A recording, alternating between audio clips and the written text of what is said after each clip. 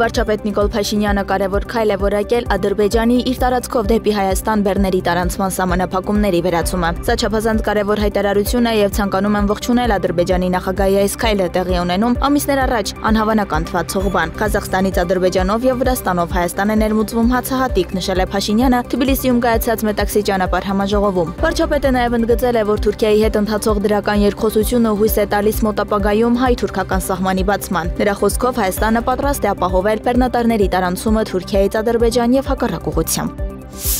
Թբիլիսիում կայանալիք Մետաքսի ճանապարհ 5-րդ համաժողովից առաջ Վրաստանի վարչապետ Իրաքլի Կոբախիձեն արդյունավետ բանակցություններ է ունեցել վարչապետ Նիկոլ Փաշինյանի հետ։ Վարչապետների հանդիպման ընթացքում քննարկվել են ռազմավարական գործընկերության օրակարգին, առևտրատնտեսական եւ մշակութային գործակցությանը վերաբերող հարցեր։ Կողմերը նաեւ անդրադարձել են Հայաստանի եւ Ադրբեջանի միջև խաղաղության հաստատմանը, ինչը Կոբախիձեի խոսքով նոր խթան կհանդիսանա տարածաշրջանային կայունության համար։ Փաշինյանը ներկայացրել է տարածաշրջանային հաղորդակցության ուղիների ապաշրջափակմանն ուղղված թրիփ եւ խաղաղության խաչմերուկ նախագծերի ընթացքը։ Հանդիպման ավարտին Վրաստանի վարչապետը Փաշինյանի պատվին կազմակերպել է պաշտոնական ընթրիք։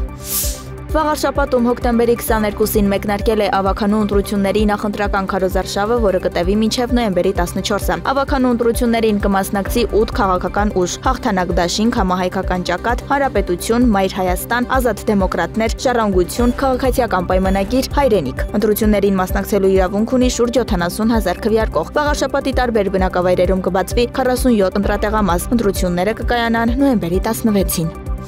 Գիշերը Կիևը եւ Ուկրաինայի շրջանները ենթարկվել են զանգվածային ավիահարվածների, որոնց հետևանքով կավեց զոհ։ Ռուսական կողմը եւս հայտնել է ուկրաինական հարվածների մասին։ Ուկրաինայի նախագահ Վոլոդիմիր Զելենսկին հայտարարել է, որ երկրում ռուսական հարվածների զոհ է դարձել 6 մարդ, 17 մարդ վիրավորվել են։ Ռուսական կողմը այս հարվածը չի մեկնաբանել։